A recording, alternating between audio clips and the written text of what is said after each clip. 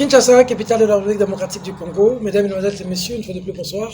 Bienvenue à ce nouveau numéro de Questions publiques. Cette émission où nous réfléchissons avec vous, avec des éminentes personnalités et même acteurs de pro pour trouver des solutions contre le problème de la RDC. Vous nous suivez sur Congo Web Télévision, Kinshasa, Brazzaville et les environs de par le monde. YouTube, Peter Tiani, RDC.tv. Encore merci à vous. Mais aussi surtout à l'équipe technique, toujours de mèche avec nous. Arnaud Massambaïla, Louison Kassiela et Maïpongo réalise cette émission. Une nouvelle émission, un nouvel invité aujourd'hui. Il nous vient de très loin, de très très loin, mais toujours au République démocratique du Congo. Il fait parler de lui depuis un bon bout de temps. À Kinshasa, on ne pouvait le rater.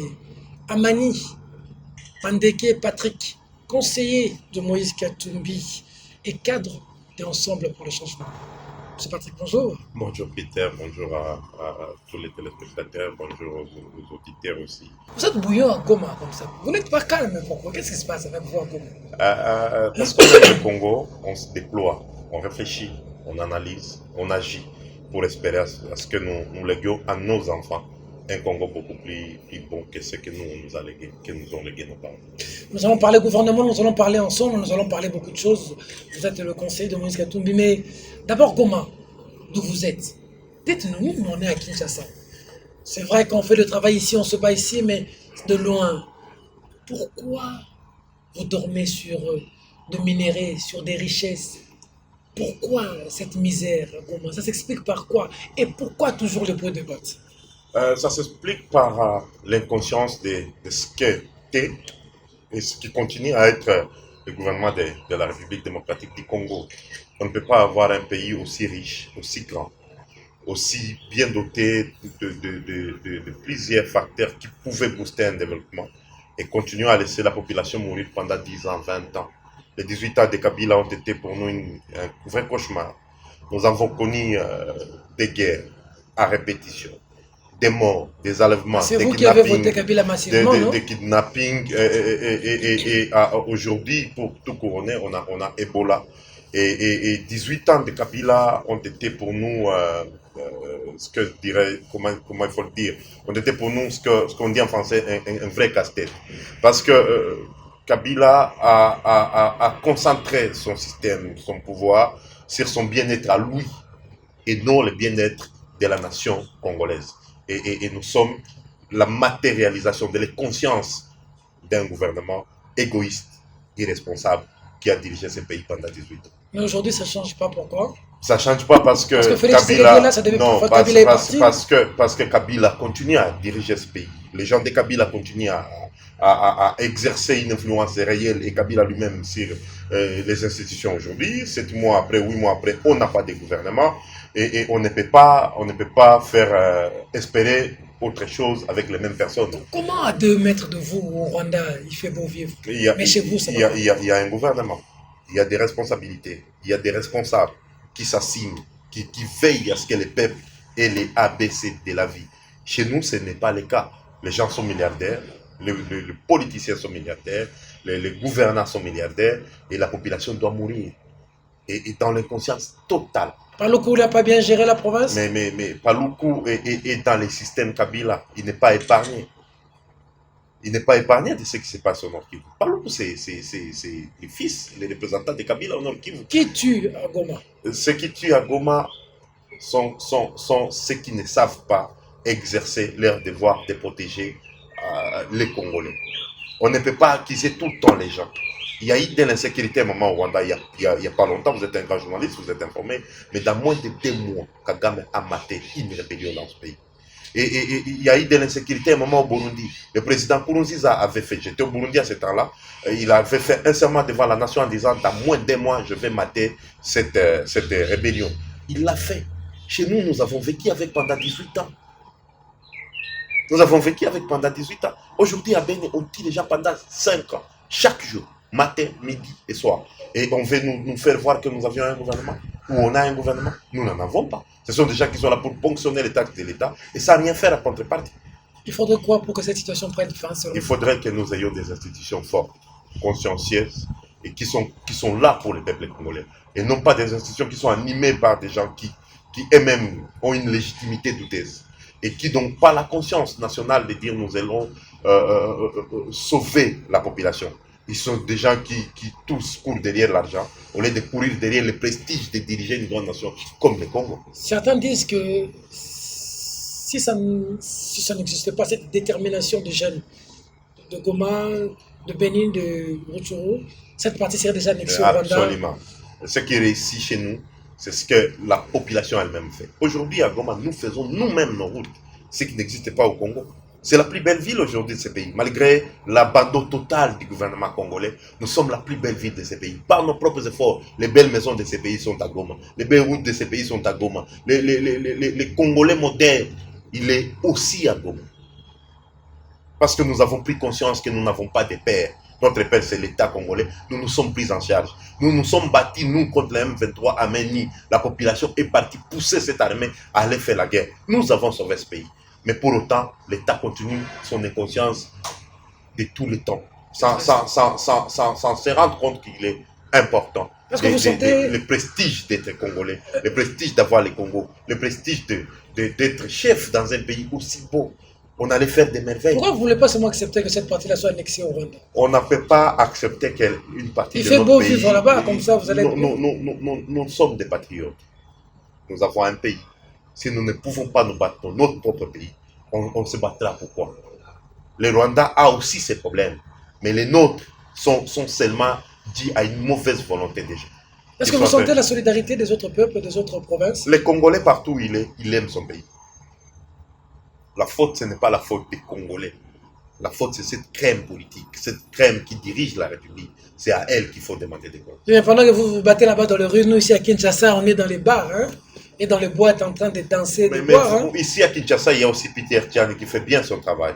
Ici à Kinshasa, il y a Jacques Ndala qui s'illustre bien. Ici à Kinshasa, il y a d'autres personnalités, des personnes bonnes, importantes qui pensent. Il y a aussi Koko Nyangi.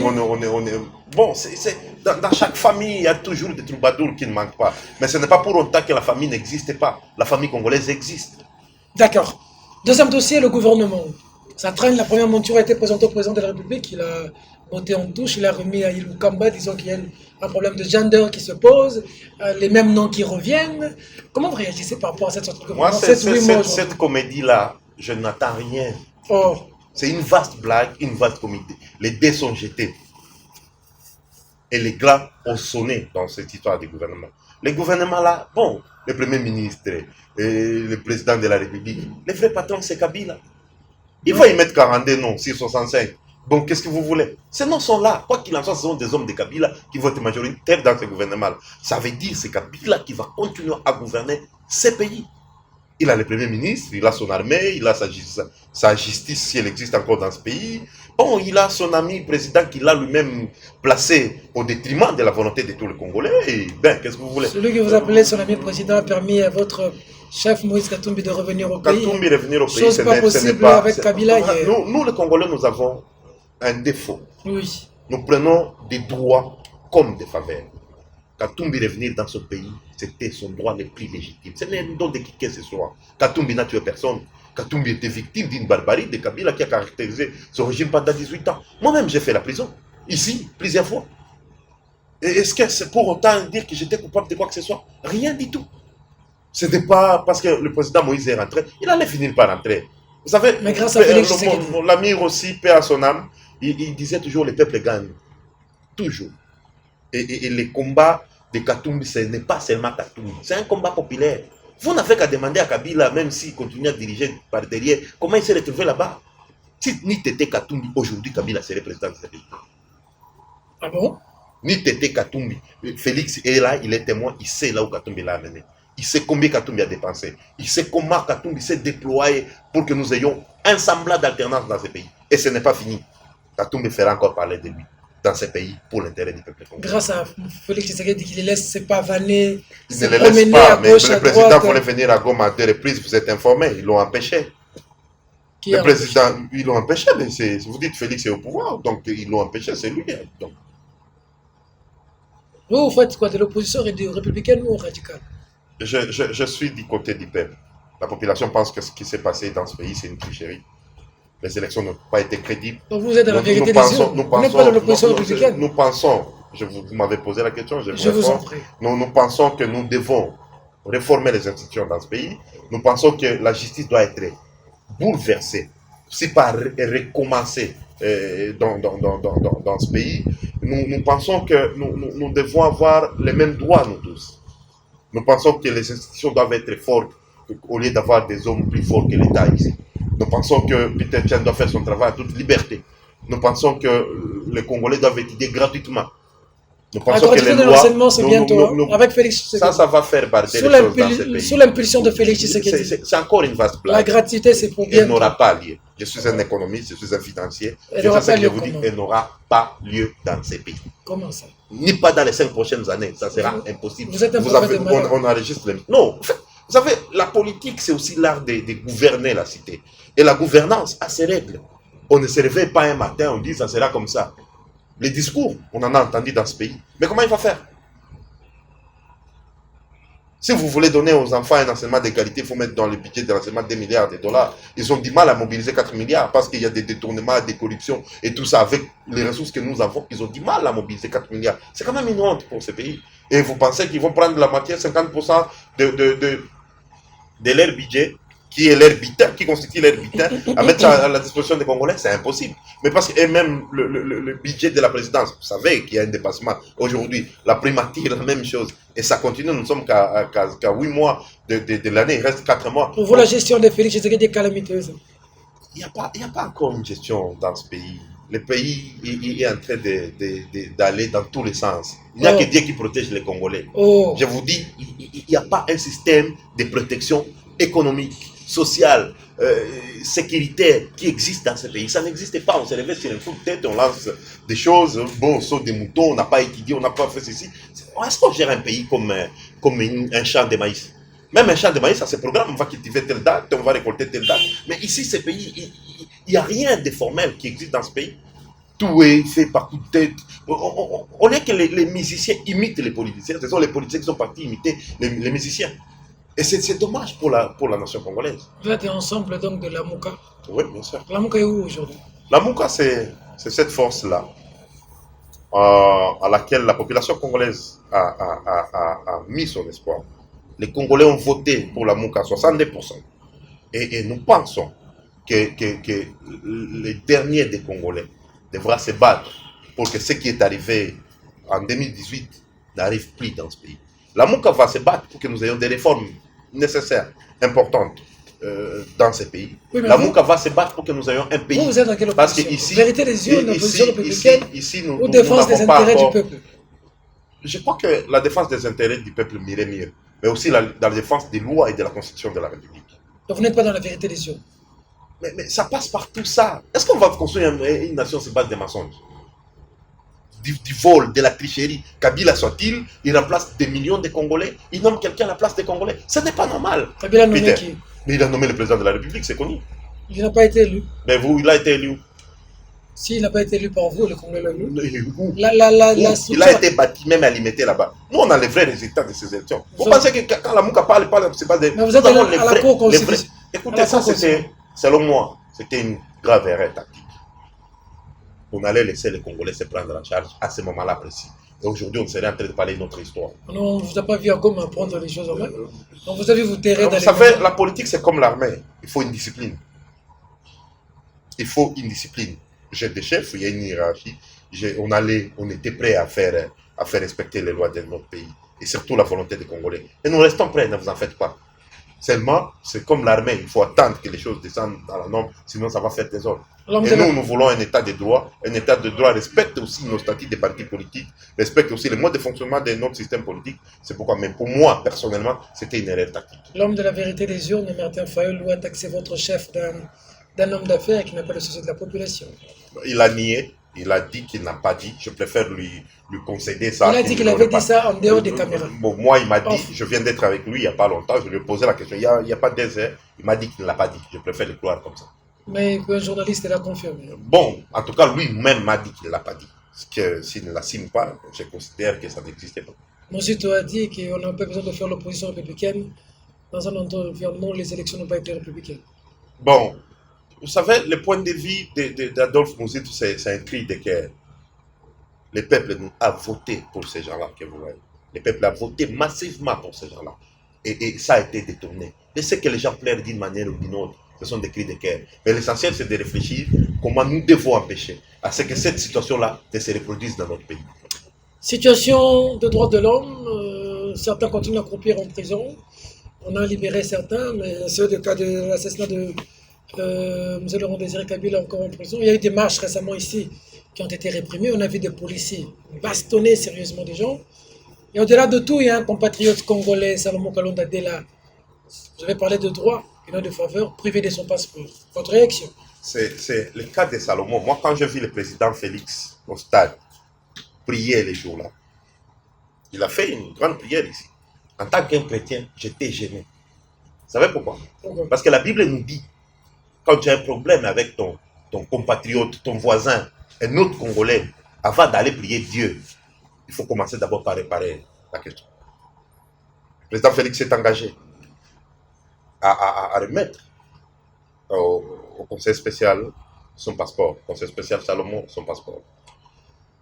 Et on se rend compte malheureusement, encore qu'à l'époque de Kabila, il était le maître absolu de la République, mais on se rend compte que Félix, il a déjà plus fort que lui dans son propre système. Le président de la République ne peut pas prendre un engagement aussi important, aussi solennel, face à un cas de flagrant, et attendre encore 1 mois, 2 mois, sans suite. On se pose des questions, qui dirige réellement ce pays? Est-ce qu'il y a un chef dans ce pays? Est-ce que Salomon, Félix a vu Salomon? Combien cet homme ne dort pas? Quand vous êtes à côté de lui, vous avez pitié. Il prend des responsabilités qui dépassent largement son âge. Pour ce pays, il a amené Félix partout, il l'a accompagné partout. Genval, c'est la magie de Salomon. C'est là où l'IDP s'est ressorti encore très fort. Et aujourd'hui, au-delà de la chrétienté, même le bon sens, la gratitude, elle est où? Et ces gens-là, ils pensent qu'ils vont continuer à piétiner nos droits indéfiniment. Pourquoi seulement Salomon? Parce que, évidemment, moi je pense... Tout le monde autour de Katumbi a eu son passeport. Parce qu'on ne doit pas accélérer le rôle que Salomon joue dans la marche républicaine, dans cette révolution autour du président Moïse, est incomparable. Le rôle de Salomon dans ce qui s'est passé dans ces pays est indescriptible. Salomon, c'est une pièce maîtresse du système Katumbi, ce système-là qui a mis Kabila dehors. Et Kabila qui continue à diriger ces pays, et son ami Félix. Salomon est celui qui a façonné tous ces gens que vous voyez aujourd'hui. Salomon est celui qui les a ouverts des salons dans le monde. Salomon est celui qui a géré des secrets énormes. Et il devient gênant. On a peur d'un homme. Tout simplement parce qu'il a été du bon côté de l'histoire. Tout simplement parce qu'il a servi les uns les autres. Et on ne peut pas imaginer qu'on aille prier au stade devant Dieu. Ce n'était que du bruit, conformément à la Bible. Tant que le cas de Salomon n'est pas réglé, arrêtez de prier. Qu'est-ce que le président va avec le cas Salomon? Qu'on se le dise. Mais les passeports de Salomon, les passeports de Salomon.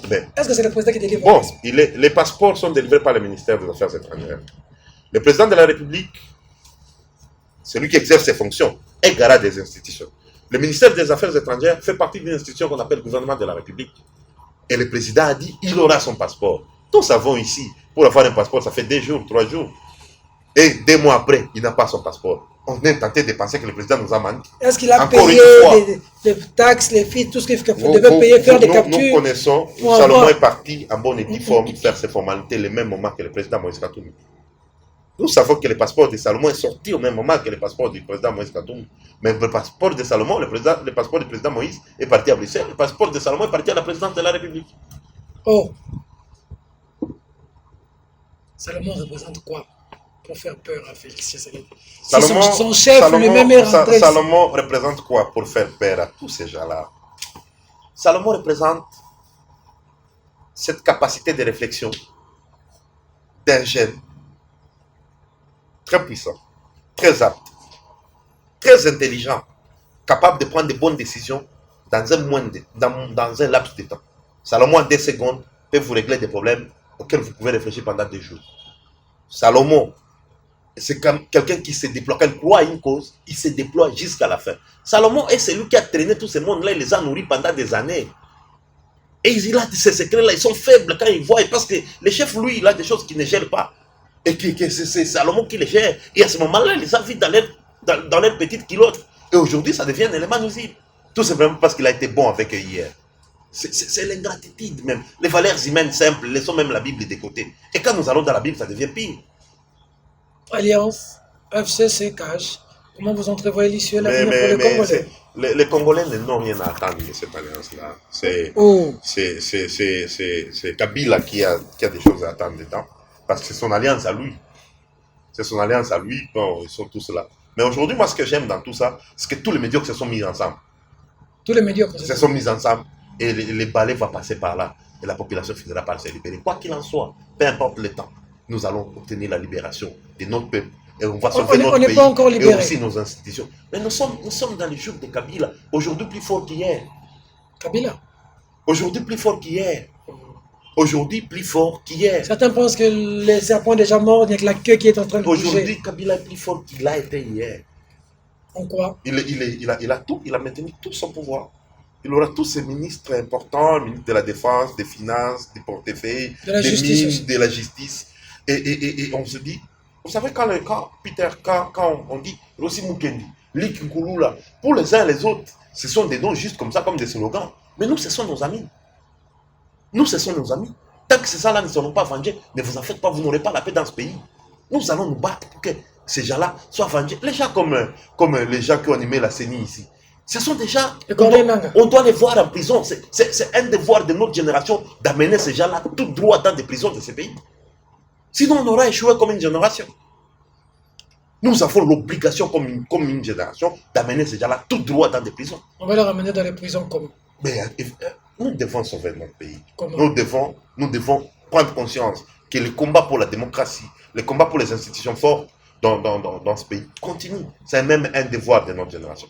Et on ne doit pas faire des concessions là-dessus. Pour vous, ce qui se passe aujourd'hui, c'est comme si la mort de Rossi, de Luc, tous ces morts n'ont servi à rien. On servi à rendre Kabila plus fort qu'hier. Nous devons continuer à nous battre pour nos amis. Peu importe le prix. Nous devons faire ces combats, Peter. Un message à la nation qui vous a suivi aujourd'hui, à Kinshasa, qui suit à Goma. Vous êtes en navette Goma-Kinshasa, mais vous êtes très assis du côté de Goma. Je dis merci. La jeunesse devait faire quoi aujourd'hui? La jeunesse devait se concerter beaucoup plus, se mettre ensemble.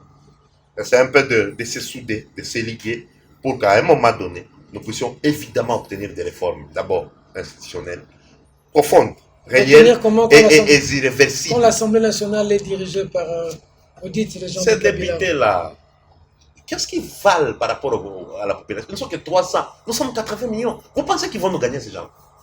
Tous les systèmes Kabila, mettez-y même l'armée, tout ça, ils ne sont pas 100 000. Quand on décidera que ça s'arrête, ça s'arrêtera. Et c'est à ça que la jeunesse doit travailler. La jeunesse doit travailler pour que nous puissions réveiller ces institutions-là, afin d'obtenir des réformes réelles pour sauver notre pays. Sinon, demain sera encore pire qu'aujourd'hui. Déjà aujourd'hui, c'est pire qu'hier. Quel sens vous donnez à la mort des compatriotes tombés comme Luc, comme Rossi, comme Thérèse? J'ai beaucoup de respect pour ces gens-là. Ils ont été sincères dans leur engagement. Et je me dis, chaque jour, ça doit nous interpeller. En fait, c'est ça l'énergie nécessaire qui nous pousse tout le temps à nous réveiller pour que nous puissions nous battre pour un Congo digne, prospère, grand. Et chaque fois que nous pensons à nos amis, chaque fois que nous passons là où ils sont enterrés, ça doit nous interpeller. Ces gens-là ne sont pas morts pour rien. Ils étaient jeunes comme nous. Ils auraient pu aimer vivre, grandir, voir leurs enfants grandir et tout ça. Et l'amour du Congo a décidé autrement. Leur amour à eux, qui portait pour ce pays, a décidé autrement. Mais nous devons reprendre la flamme. Il ne faut pas qu'elle reste là-bas en train de brûler dans la tombe. Nous devons la reprendre et continuer le combat. Jusqu'à ce que le Congo dont ils ont rêvé existe réellement. Vous n'avez pas peur? Certains diront qu'on va vous arrêter, le devoir de vivre entraîne l'obligation de mourir. Je n'ai peur de personne, surtout ceux qui sont dans les mauvais côtés, du mauvais côté de l'histoire. Ceux qui sont du mauvais côté de l'histoire ne nous font pas peur, même pas un peu, Peter. Peu importe ce qu'ils veulent. Nous, on a connu des prisons à Goma, ici, partout. Moi, j'ai fait 104 jours dans l'ANR du puissant Kalev. 104 jours. 104 jours ici à Kinshasa. Oui, je fais 2-3 cachots de l'ANR ici. Mais après, ils sont... On vous faisait quoi là-bas, l'ANR 104 jours. Jusqu'à aujourd'hui, moi, 4 ans après la prison, je continue à avoir des cauchemars. Mais tout ça, ils finiront par payer. Ils finiront par payer. Qui vous avez arrêté? Mais, On t'a vu par là un petit témoignage. ben, Vous avez fait quoi? c'était en janvier 2015. Nous nous sommes battus pour que Kabila ne puisse pas coller les élections au Avec les recensement. recensements. Et on l'a gagné. Ce n'était pas moi qui comptais. Et nous, à Goma, c'était terrible. À l'époque, c'était avec On Vital a fait, Kamerhe. on a fait. Mais ce que Vital Kamerhe ne vous dit pas, les moyens qu'il a utilisés, demandez-lui, il les a eu. Il les a eu. Mais les Mouyambos sont venus faire quoi ici? Parce qu'il faut qu'on commence à dire quand même certaines vérités. Les moyens que les Kamerhe là ont utilisés en janvier 2015 pour faire reculer Kabila, ils les ont eu. Le vrai héros de tous ces combats dans ce pays, des 5 dernières années, ça s'appelle Moïse Katumbi. C'est Moïse qui avait financé en 2015. Je vous dis, le vrai héros de toute cette lutte-là des 5 dernières années qui a fait reculer Kabila, le vrai, ça s'appelle Moïse Katumbi. Ce n'est pas pour rien que ce soit moi qui entre en prison, mais l'INC était à Goma. Pourquoi on ne les a pas arrêtés? On m'a arrêté moi. Moi et l'honorable Kaviro, nous tous ensemble pour le changement. Paix à son âme. Un message Vous pensez que c'était un hasard? C'est parce que c'était nous. Mais aujourd'hui, bon. Et puis, bon, la vérité est que Kamerhe est rentré du côté où il a toujours été. Il a été où? Il a fait Kabila. Il a toujours été avec Mais c'est clair. Chaque fois que Kabila voulait tomber, il s'est toujours accroché à Kamerhe. Les exemples sont légion. Lesquels? Mais attendez, quand Kodjo est arrivé ici, c'était fini. Tout le monde n'était pas d'accord. C'est encore Kabila qui est parti sauver Kamerhe qui est parti sauver Kabila. Quand nous sommes partis à Genève ici, quand la Mouka est né, qui a sauvé Kabila? C'est encore Kamerhe. Tout ça, Félix, on l'a amené. Mais c'est Kamerhe l'artiste de tout ça. Mais on sait, mais ils finiront par payer. Le sang des Congolais ne peut pas tomber comme ça. Ils finiront par payer tôt ou tard. Ils finiront par payer. Un message à la nation qui Restons debout, sauvons notre pays. Nous n'ayons pas peur, nous n'avons qu'un seul pays. Si nous ne nous battons pas pour notre pays, demain on n'aura pas d'avenir. Et nos enfants finiront par être des esclaves comme nous le sommes aujourd'hui. La seule façon d'être sûr que nous léguons un Congo meilleur demain, c'est de nous battre aujourd'hui pour changer les choses. Sinon, la médiocrité va continuer. Monsieur Patrick Mandeke, merci. Merci beaucoup. Merci d'avoir répondu affirmativement à notre invitation. Il faut dire que vous êtes à Kin, mais vous rentrez à Goma. Donc, quand vous revenez, n'oubliez vraiment pas de venir nous rendre visite. On a besoin de ça au Congo, de toutes les tendances, d'entendre ce qui vient de l'intérieur, d'avoir un peu votre façon de voir les choses. Vous qui êtes au feu de l'action, parce qu'en Goma, il semble que on meurt tous les jours et on ne sait pas comment vous vivez. Empoisonnement et tuerie. Et aujourd'hui, Ebola. Tout ça se résume par l'absence de l'État. Coup de chapeau quand même à Félix Tshisekedi, le docteur Mouyembe avec Ebola. Dites merci Félix. Coup de chapeau à docteur Mouyembe qui fait un grand travail. Qui a été nommé par Félix, qui a mis tout le monde. Ça aurait pu c'est la passion de la communauté internationale qui, elle, continue à se battre pour les Congolais. Mais l'élite politique du Congo est soit ensorcelée, soit je ne sais pas. Je ne sais pas comment dire. À part quelques individus. Y a-t-il une seule chose de bien que vous pouvez dire de Félix Tshisekedi? Franchement, quand on a trahi les peuples, je ne vois pas quel bien on peut faire pour ces peuples. Je ne vois pas. Y a-t-il une remarque que vous pouvez faire à Moïse Katumbi? Le président, il a son défaut, c'est que lui, il est de bonne foi vis-à-vis de tout le monde. Et chaque fois, il est trahi par ses amis. Le président, il a un excès de bonne foi. Il pense autant qu'il s'engage dans la sincérité, et avec sincérité dans une lutte, il pense que tous ses partenaires avec qui ils sont dans la lutte sont aussi sincères. Et malheureusement, ça nous fait des tours des fois. Merci. Il devait quand même cesser de donner à tout le monde, parce que beaucoup viennent autour de lui pour de l'argent, plutôt que pour le combat peut-être. Bon, ceux qui étaient dans le combat sont toujours dans le combat. Mais le cœur du chef, c'est son cœur, il est né comme ça. C'est Dieu qui lui a donné ce cœur-là. Et bon, que les gens utilisent ça à tort et à travers, in fine, lui sera toujours béni. Merci beaucoup. En tout cas, monsieur Patrick Mandeke, de cet entretien, de cet échange, combien important. Merci à vous, fidèles téléspectateurs, de la sympathique attention que vous nous avez accordée pour son édifice. Le Congo a besoin de la participation de nous tous. Certains vous poseront la question de savoir, vous étiez Congolais, vous avez existé, qu'est-ce que vous avez fait pour votre pays, surtout cette période tumultueuse. Mesdames, mesdemoiselles et messieurs, cette émission est terminée. Au revoir.